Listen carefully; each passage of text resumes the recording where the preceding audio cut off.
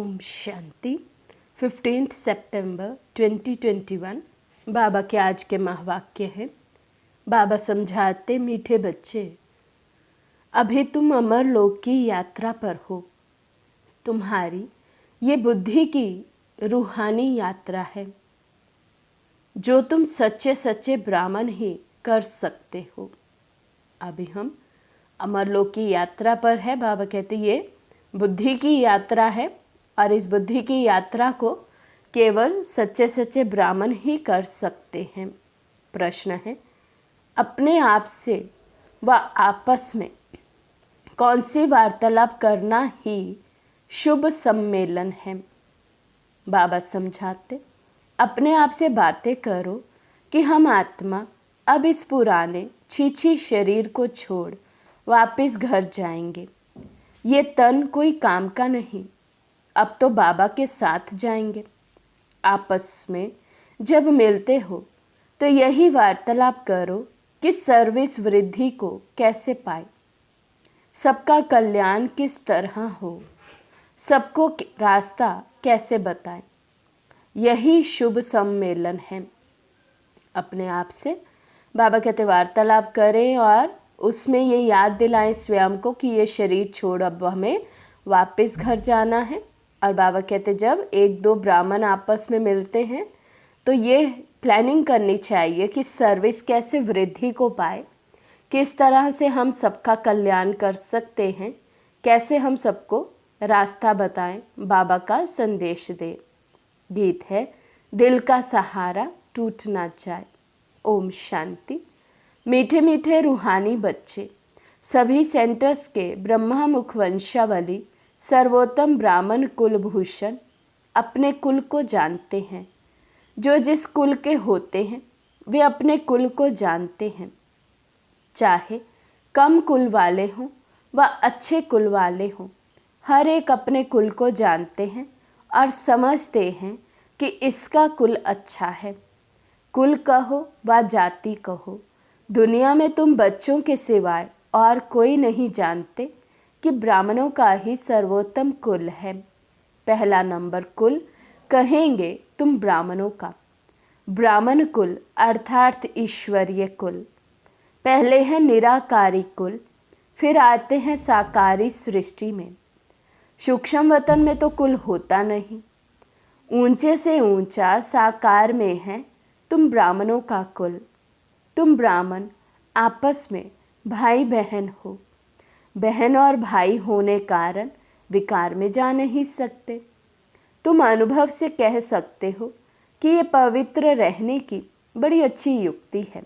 आपस में एक दो को ब्रह्मा की संतान समझ, भाई बहन समझना, बाबा कहते पवित्र रहने की ये युक्ति बहुत अच्छी है। हर एक कहते हैं हम ब्रह्मा कुमार कुमारी हैं, शिववंशी तो सब हैं। फिर जब साकार में आते हैं तो प्रजापिता का नाम होने के कारण भाई बहन हो जाते हैं। प्रजापिता ब्रह्मा है तो ज़रूर रचता है, एडॉप्ट करते हैं। तुम कुख वंशावली नहीं हो, मुख वंशावली हो। तो मनुष्य कुख वंशावली और मुख वंशावली का अर्थ भी नहीं जानते। तो बाबा कहते यदि ऐसा भी हम किसी को कहें कुख वंशावली और मुख वंशावली तो भी एक चांस मिल जाता है सेवा करने का। बाबा कहते दुनिया में तो ये भी अंतर किसी को पता नहीं है। मुख वंशावली अर्थात एडॉप्टेड बच्चे, कुख वंशावली अर्थात जन्म लेने वाले। तुम्हारा ये जन्म अलौकिक है। बाप को लौकिक, अलौकिक, पारलौकिक कहा जाता है। प्रजापिता ब्रह्मा को अलौकिक बाप कहा जाता है। लौकिक बाप तो सभी को है, वे तो कॉमन है। पारलौकिक बाप भी सभी का है। भक्ति मार्ग में तो हे भगवान, हे परम पिता सभी कहते रहते ना, परंतु इस बाबा अर्थात प्रजापिता ब्रह्मा को कभी कोई पुकारते नहीं है। ये बाबा भी होता है ब्राह्मण बच्चों का। उन दोनों को तो सब जानते हैं, बाकी ब्रह्मा में मूंज पड़ते हैं। लौकिक बाप और पारलौकिक बाप बाबा कहते हैं उन्हें तो भक्ति मार्ग में भी सब जानते हैं, लेकिन ये जो तीसरा बाप, अलौकिक बाप है बीच में, उनको सिर्फ हम ब्राह्मण बच्चे ही जानते हैं। तो बाबा कहते बाकी ब्रह्मा में मूंझ पड़ते हैं, क्योंकि ब्रह्मा तो है ही सूक्ष्म वतन में, यहाँ तो दिखाते नहीं हैं। चित्रों में भी ब्रह्मा को दाढ़ी मूछ वाला दिखाते हैं, क्योंकि प्रजापिता ब्रह्मा यहाँ सृष्टि में है। सूक्ष्म वतन में तो प्रजा रच नहीं सकते, ये भी किसी की बुद्धि में नहीं आता है। ये सब बातें बाप समझाते हैं। ये रूहानी यात्रा भी गाई हुई है। रूहानी यात्रा वे जहाँ से फिर लौट नहीं आना है। दूसरी यात्राएं तो सब जन्म जन्मांतर करते रहते हैं और जाकर लौट आते हैं। वे है जिस्मानी यात्रा, ये है रूहानी यात्रा। इस रूहानी यात्रा करने से तुम मृत्यु लोक में नहीं लौटते हो। तो बाबा कहते ये रूहानी यात्रा हम में ऐसा परिवर्तन कर देती है, संस्कार ऐसे परिवर्तित हो जाते हैं कि फिर मृत्यु लोक में लौटना नहीं है, ये पक्का हो जाता है। तो बाबा कहते बाप तुमको अमरलोक की यात्रा सिखलाते हैं। वे कश्मीर तरफ अमरनाथ की यात्रा पर जाते हैं। वे कोई अमरलोक नहीं है। अमरलोक एक है आत्माओं का, दूसरा है मनुष्यों का, जिसको स्वर्ग अथवा अमरलोक कह सकते हैं। तो एक आत्माओं का अर्थात परम धाम की बाबा बात कर रहे हैं, और दूसरा सुख धाम स्वर्ग की बाबा बात कर रहे हैं। आत्माओं का है निर्वाण धाम, बाकी अमरलोक सतयुग और मृत्यु लोक है कलयुग, और निर्वाण धाम है शांति लोक, जहाँ आत्माएं रहती है। बाप कहते हैं तुम अमरपुरी की यात्रा पर हो, पैदल जाने की ये शारीरिक यात्राएं हैं। ये है रूहानी यात्रा, जो सिखलाने वाला एक ही रूहानी बाप है और एक ही बार आकर सिखलाते हैं। वे तो जन्म जन्मांतर की बात है। ये है मृत्यु लोक के अंत की यात्रा। ये तुम ब्राह्मण कुल भूषण ही जानते हो। रूहानी यात्रा अर्थार्थ याद में हो, गाया भी जाता है अंतमति सो गति। तुमको याद आता ही है बाबा का घर। समझते हो कि अब नाटक पूरा होता है। ये पुराना वस्त्र, पुराना तन है। आत्मा में खाद पड़ने से शरीर में भी खाद पड़ती है। जब आत्मा पवित्र बनती है तो हमको शरीर भी पवित्र मिलता है। ये भी तुम बच्चे समझते हो, बाहर वाले तो कुछ नहीं समझते। तुम देखते हो कि कोई कोई समझते भी हैं, कोई की बुद्धि में ये ज्ञान नहीं। समझने वाला होगा तो ज़रूर किसी को समझाएगा। मनुष्य जब यात्रा पर जाते हैं तो पवित्र रहते हैं, फिर घर में आके अपवित्र बनते हैं। मास 2 मास पवित्र रहते हैं। यात्रा की भी सीजन होती है। सदैव तो यात्रा पर जा ना सके। ठंडी व बरसात के समय कोई जा ना सके। तुम्हारी यात्रा में तो ठंडी व गर्मी की कोई बात नहीं। बुद्धि से खुद समझ सकते हो कि हम जा रहे हैं बाप के घर। बाबा कहते पैदल तो चलना नहीं, कोई चलने की यात्रा तो हमारी है नहीं। जिस्मानी यात्रा नहीं है जिसके लिए मौसम देखना पड़े या मौसम का हम बहाना दें। बाबा कहते हैं तुम्हारी यात्रा है बुद्धि की यात्रा। तो कभी भी कहीं पर भी किसी भी मौसम में किसी भी तरह से हम चलते फिरते उठते बैठते बाबा की याद में रह सकते हैं। बाबा कहते जितना हम याद करते हैं उतना विकर्म विनाश होते हैं। बाप के घर में जाकर फिर हम नई दुनिया में आएंगे। ये बाबा ही समझाते हैं। यहाँ भी नंबरवार बच्चे हैं। बच्चों में भी बाबा कहते नंबरवार है। भले बाबा सबको एक जैसा समझाते हैं, लेकिन समझने में हर एक की बुद्धि अपनी रीति से कार्य करती, इसलिए नंबरवार हो जाते हैं। वास्तव में यात्रा को भूलना नहीं चाहिए, लेकिन माया भुला देती है। इसलिए लिखते भी हैं बाबा आपकी याद भूल जाती है। अरे याद की यात्रा जिससे तुम एवर हेल्दी वेल्दी बनते, ऐसी दवाई को तुम भूल जाते हो। वे ये भी कहते हैं कि बाबा को याद करना तो बड़ा ही सहज है। अपने साथ बातें करनी होती है कि हम आत्मा पहले सतो प्रधान थी, अब तमो प्रधान बन गई है। अब शिव बाबा हमको युक्ति तो बहुत अच्छी बताते हैं, बाकी अभ्यास करना है।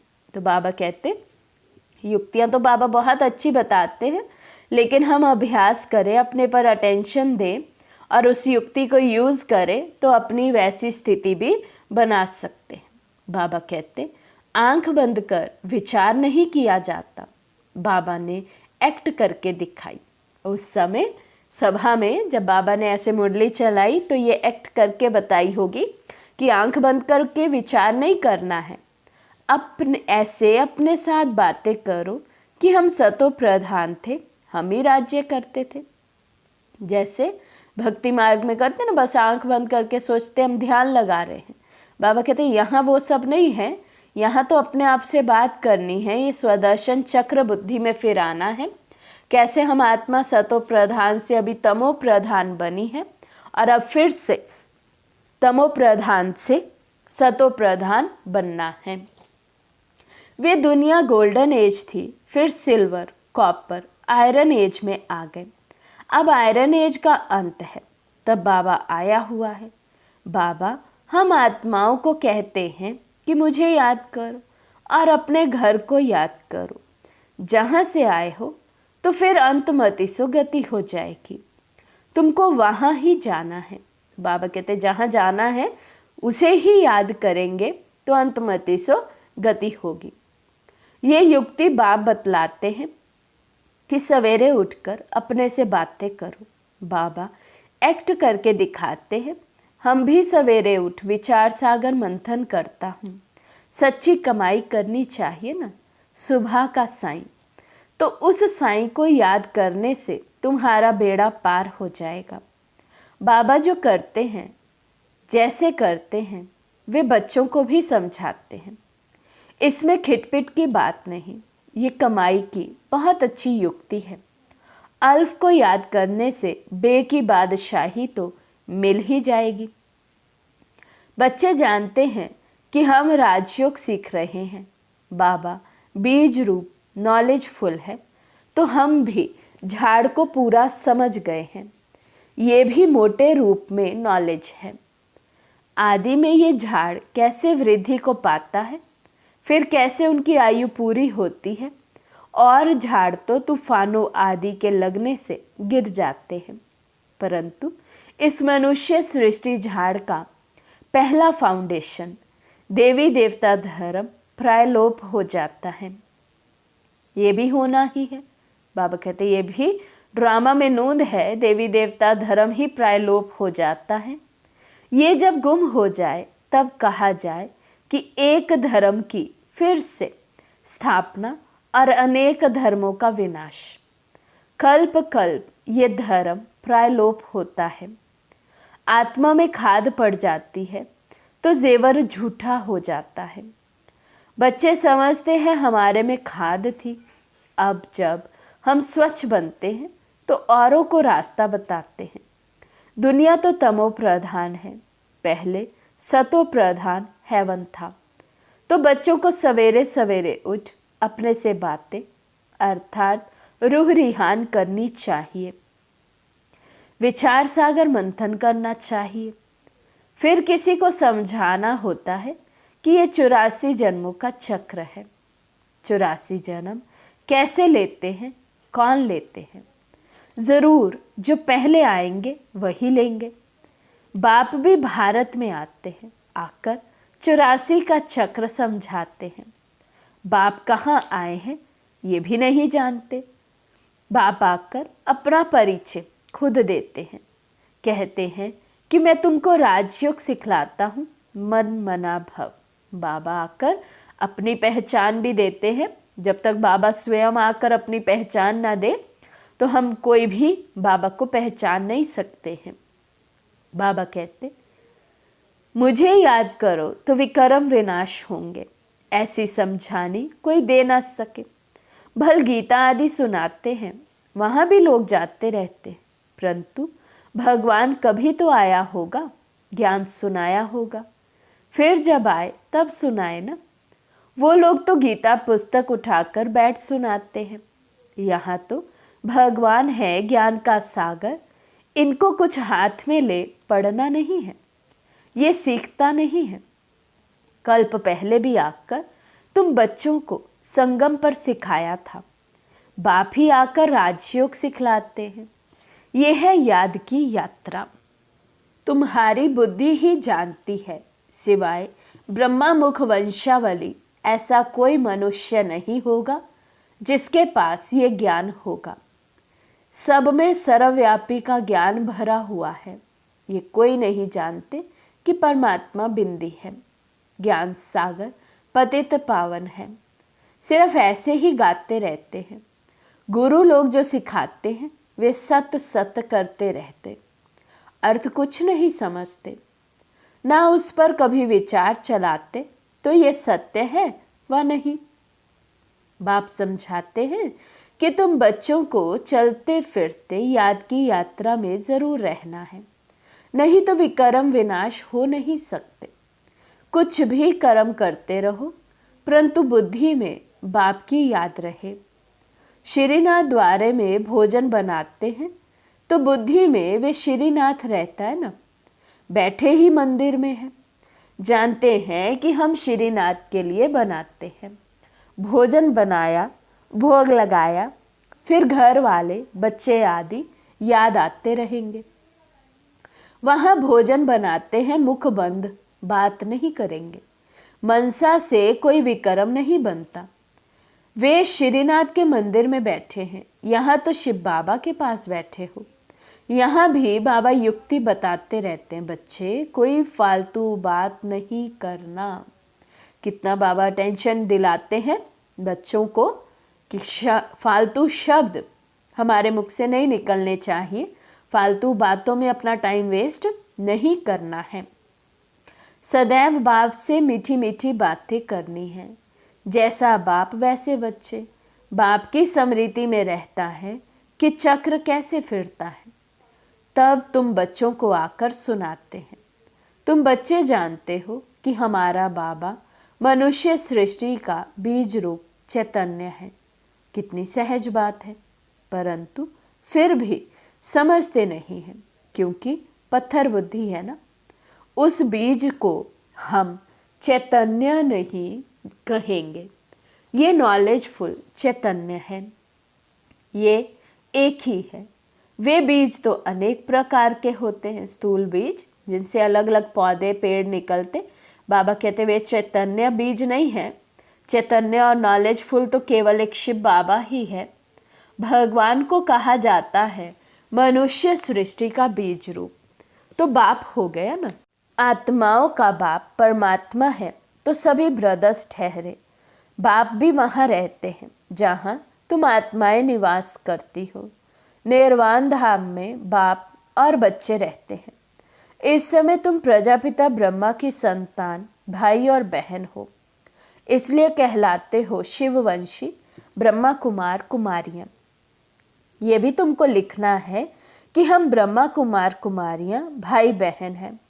बाप ब्रह्मा द्वारा सृष्टि रचेंगे तो भाई बहन ठहरे ना। कल्प कल्प ऐसे ही क्रिएट करते हैं, एडॉप्ट करते जाते हैं। मनुष्य तो प्रजापिता ब्रह्मा नहीं कहा जाता है, भल बाबा कहते हैं, परंतु वे है हद का। इनको प्रजापिता कहेंगे क्योंकि बहुत प्रजा है, अर्थात ढेर बच्चे हैं।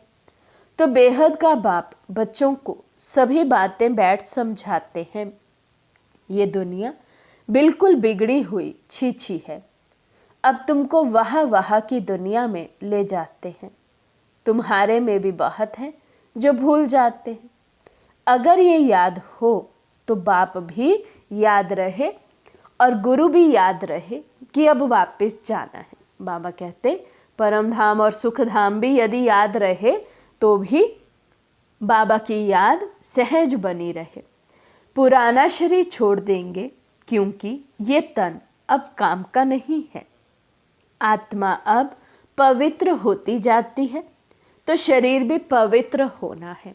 आपस में ऐसी ऐसी बातें बैठ करनी चाहिए। इसको कहा जाता है शुभ सम्मेलन, जिसमें अच्छी अच्छी बातें हों। सर्विस कैसे वृद्धि को पाए, कल्याण कैसे करे, उन्हों का तो छी सम्मेलन है। गपोड़े मारते रहते हैं। यहाँ गपोड़े आदि की बात नहीं, सच्चा सच्चा सम्मेलन इसे कहा जाता है। तुमको ये कहानी सुनाई है कि ये कलयुग है। सत्युग को स्वर्ग कहा जाता है। भारत स्वर्ग था। भारतवासी ही 84 जन्म भोगते हैं, अब अंत में है। अब तुम तमो प्रधान से सतो प्रधान बनते हो। इसमें कोई गंगा स्नान आदि नहीं करना है। भगवान उवाच कि मैं सभी का बाप हूँ। कृष्ण सबका बाप हो नहीं सकता। एक दो बच्चे का बाप श्री नारायण है, ना कि श्री कृष्ण। श्री कृष्ण तो कुमार है। इस प्रजापिता ब्रह्मा को तो बहुत बच्चे हैं। कहाँ श्री कृष्ण भगवान उवाच, कहाँ शिव भगवान उवाच। भूल कितनी बड़ी कर दी है। कहाँ की प्रदर्शनी करो तो मुख्य बात यह है कि गीता का भगवान ये है या वह। पहले पहले ये समझाना चाहिए कि भगवान शिव को कहा जाता है। ये बुद्धि में बिठाना है। इस पर प्रोब होना चाहिए। गीता के भगवान का चित्र भी बड़ा परमानेंट होना चाहिए। नीचे में लिख देना चाहिए कि जज करो और आकर समझो, फिर लिखाकर सही लेनी चाहिए। अच्छा, मीठे मीठे सीखे लदे बच्चों प्रति माता पिता बाप दादा का याद प्यार और गुड मॉर्निंग। रूहानी बाप की रूहानी बच्चों को नमस्ते। हम रूहानी बच्चों की रूहानी बाप दादा को दिल व जान शिकवा प्रेम से नमस्ते नमस्ते नमस्ते जी। धारणा के लिए मुख्य सार। फर्स्ट पॉइंट, आपस में शुभ सम्मेलन कर सर्विस की वृद्धि के प्लान बनाने हैं। अपने और सर्व के कल्याण की युक्ति रचनी है। कभी भी कोई व्यर्थ बातें नहीं करनी है। सेकंड पॉइंट, सवेरे सवेरे उठकर अपने आप से बातें करनी है। विचार सागर मंथन करना है। भोजन बनाते एक बाप की याद में रहना है। मनसा भी बाहर ना भटके, ये ध्यान रखना है। आज का वरदान है, विनाश के समय पेपर में पास होने वाले आकारी लाइट रूपधारी भव। विनाश के समय पेपर में पास होने वाले आकारी लाइट रूपधारी भव। विनाश के समय पेपर में पास होने व सर्व परिस्थितियों का सामना करने के लिए आकारी लाइट रूपधारी बनो। जब चलते फिरते लाइट हाउस हो जाएंगे तो आपका ये रूप अर्थात शरीर दिखाई नहीं देगा। जैसे पाठ बजाने समय चोला धारण करते हो, कार्य समाप्त हुआ चोला उतारा। 1 सेकंड में धारण करो और 1 सेकंड में न्यारे हो जाओ। जब यह अभ्यास होगा तो देखने वाले अनुभव करेंगे कि ये लाइट के वस्त्रधारी हैं। लाइट ही इन्हों का श्रृंगार है। स्लोगन, उमंग उत्साह के पंख सदा साथ हो तो हर कार्य में सफलता सहज मिलती है।